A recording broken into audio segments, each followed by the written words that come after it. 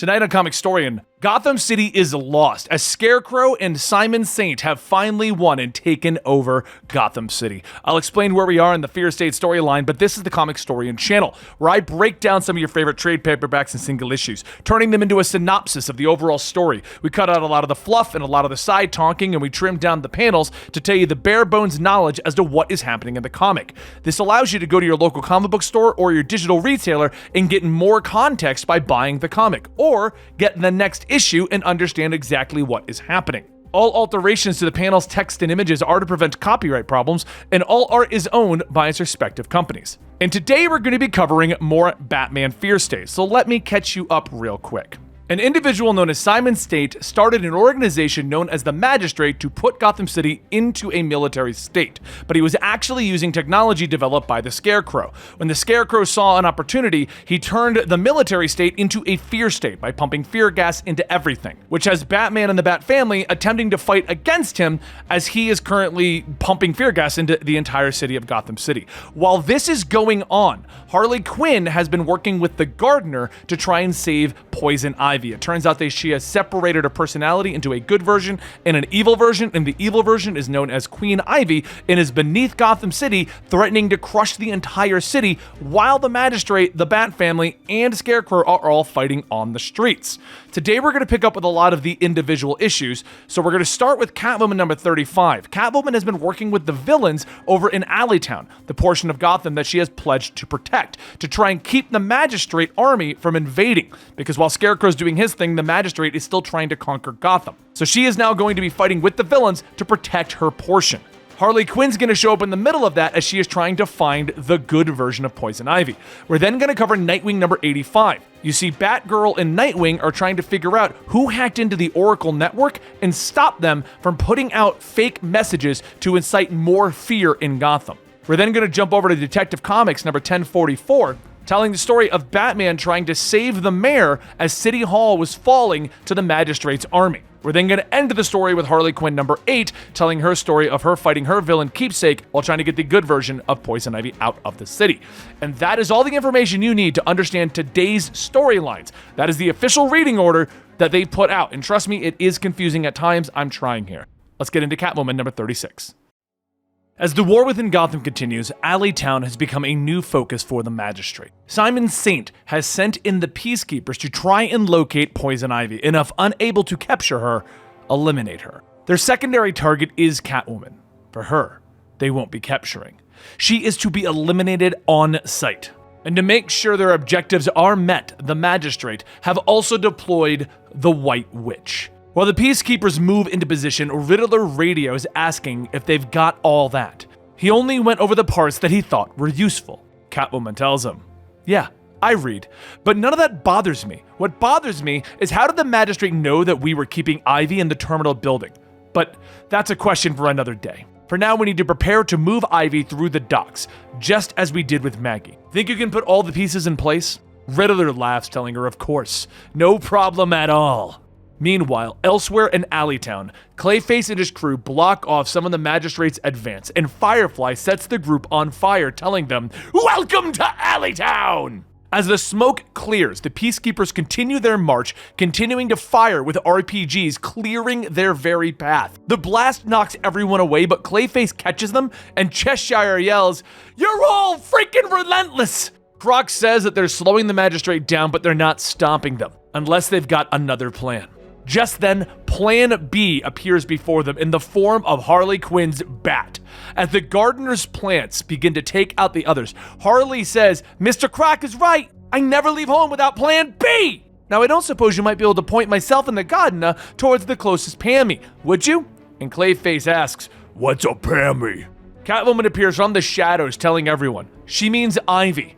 But I have a plan. One last con to pull, and all we're going to need is a crew. Catwoman begins to lay out their plan, setting up things as they go, and while the others get into position, Clayface tells her, "You know this is a siege, right? You're pulling back to the hold, but we don't have an exit strategy." Catwoman says that she is the exit strategy. She is the secondary target. They're chasing her, and if things go south, she'll lead them on a chase and turn herself in. Should give everyone the window to go to the ground. Once everyone is in place, just as expected, the magistrate blow their way into the terminal building. On the front lines, Catwoman, Harley, and the gardener all take on the White Witch while the others sneak Ivy out through the back. Riddler tells the driver to make sure not to take his foot off the gas. The magistrate drones all begin to move to the back to follow, and that's when Riddler tells the others to move out. Just then, identical trucks start to pour out, and the drone operators report back that there are too many vehicles to follow. Please advise course of action. But back inside of the terminal building, Harley cracks White Witch with her bat, yelling, "See? Plan B works every time!" However, as White Witch is taken down, another truck pulls up, opening its doors, revealing several test tubes inside. The magistrate operator says that they've got clearance to initiate recalibration protocols. Recommission assets White Witch versions 4 and 12. Designate pursuit of primary and secondary targets, and versions 4 and 12 step out. Activation confirmed. But the battle for Alleytown with all of the villains will have to be put on hold, as according to the reading order, we now have to go to Nightwing Issue 85. With their systems compromised, Oracle sits up, telling everyone that she is putting out one final message to everyone. Her network, the Oracle system, the system that she uses to aid the entire Bat family, has been taken over by a woman known as Seer, who is posing as her. Nothing that they hear from the Oracle network can be trusted, and she is very sorry for this. But inside of the clock tower, Seer asks why would she go and ruin her fun? And what are you wearing? Barbara tells Nightwing to help her. Destroy everything. Oracle must die. The two begin destroying all of the computers, and as the last one is unplugged, Barbara radios back to Tim, telling him that he needs to meet them at the Oracle 2 site in 10 minutes. Tim responds that he's on his way, and Nightwing pauses. Oracle 2? And what does Tim have to do with that? Barbara tells him that Oracle 2 was her backup system. Tim has administrator privileges. She built it in as a way that it can't be taken down remotely, so they're going to have to go themselves to shut down Oracle 2. Nightwing asks if she's sure, and Barbara says that she is. Seer led her into a trap and almost murdered Nightwing. As Barbara puts on her mask, Nightwing says his point is that she doesn't have to go out there. Not with her. Barbara stops him, telling him that she doesn't care about the risk. She's going out. Not the first time that she had to convince him to leave a tower. After thinking back to when they were younger, and Barbara would help Dick sneak out, the two end up making their way to Oracle 2, and when they stop, Nightwing asks if this is it. Barbara asks how did he know, and Nightwing looks at all of the magistrate drones, telling her, "You know, I'm a pretty good detective too." Barbara stares for a moment and says that the Seer knew that they were coming. She probably posed as Simon Saint and sent the magistrate over here. Nightwing fires a smoke pellet in the middle of the crowd, and the two begin to get to work taking out the drones.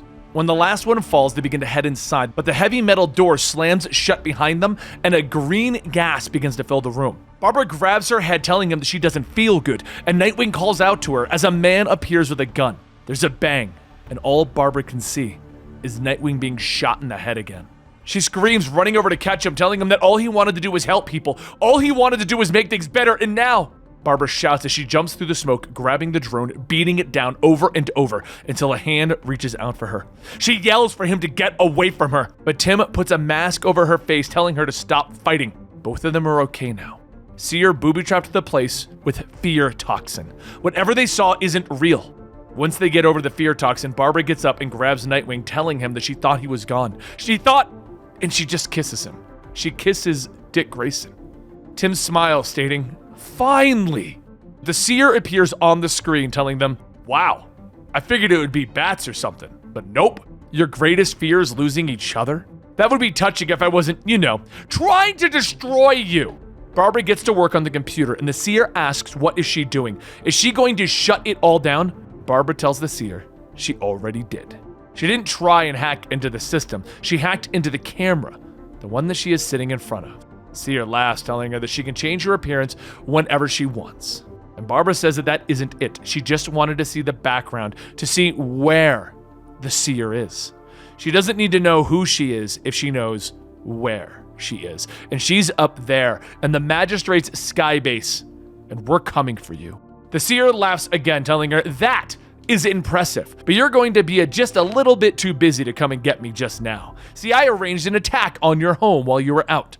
The screen shows Spoiler and Orphan back in the clock tower, with Nightwing yelling over the comms, "Can you hear me? You have to get out now!" Nightwing, Barbara, and Tim all rush out to try and make it back to the tower, and just as they are down the street, the clock tower explodes with the young Batgirls inside. Now, according to the reading order, we now cut over to Detective Comics 1044. City Hall was just attacked by Nero XIX, and it forced Mayor Nakano to flee, unwittingly into Nero's private military. As Batman intervened and Nakano was about to escape, both he and Batman were forced into the unstable sewers. But as the two of them got separated, Nakano stumbled across a cluster of what looked to be eggs, and inside of them, a parasite very similar to vials. Batman shines his light around the sewers, unable to find Nakano. He radios back to a source asking what the status is on City Hall, and he gets an update that Nero's got a hold over the building. But the further that Batman travels underground, his connection back to the rest of the Bat family begins to weaken until he's finally cut off. Unbeknownst to him, City Hall is already under control because Batwoman has made her way in and has taken down Nero and his men. But back underground, Batman begins to call out for Mayor Nakano when he hears a faint skittering at his feet. He looks down thinking that it's just one of the Gotham City bugs or vermin scurrying about. But what he sees is more parasitic. A parasite that looks like the one that he was infected with not too long ago. He goes back calling out to the mayor through the cave-in, and just on the other side, Nakano asks who's there. Batman tells him that he's going to get him out of these sewers and away from these parasites, but Nakano yells, "No. We need to get my men down here and get the magistrate. This is a state of emergency, Batman." Batman tells him that the tunnels are unsound. There have been a dozen rounds of explosions in here in the past month. Does he really want to call in an army and threaten their lives just to find him in the dark? If he wants to get out of here, he's going to need Batman's help. Mayor Nakano is reluctant at first. He's got an entire policy against the vigilantes, and he still thinks that his partner was killed by one of Batman's traps, when in fact, his partner was lost to Joker's trap. Batman tells him that he knows that there's no way to establish trust right now. But we're running out of time and options the longer that we stay down here. Just then Nakano hears a quiet pop, but before he can give his answer, he looks back at the cluster. He turns his phone light on to look when suddenly there are more pops, and more of the parasites begin to jump onto his arm. Nakano tries to shake it off, but the parasites are burrowing under his skin, and he screams out for help. The noise sets off more of the eggs, and Batman is left with no choice but to be a bit more forceful about his evacuation, using his grappling hook to pull away some of the bigger rocks. When he sees a clear view of Nakano, he notices all of the water that he's splashing and telling him, "I'm really sorry for this, but you have to trust me." He hooks up onto the ceiling, lifting himself out of the water, and he aims his taser down, shocking the water. The current runs through, zapping both Nakano and the parasites, basically frying the creatures dead. He then hurries over to pull out the unconscious Nakano and begins CPR, yelling, "Come on, wake up, wake up!" Now, according to the reading order, we jump back to Harley Quinn number 8. After planning her retreat and her run-in with the gardener, Harley Quinn finally did it. She has her Ivy back. Sort of. At least part of her anyway. After getting into Alleytown, joining the rebellion, and reaching Ivy, her second part of her plan was to get out before running into any more unexpected guests. Which obviously happens anyway because Keepsake decided to show up after the big fight with all of the White Witches. Because that's what Keepsake does. Gardner asks who is this guy, and Harley yells, "Do not set him up! He just..."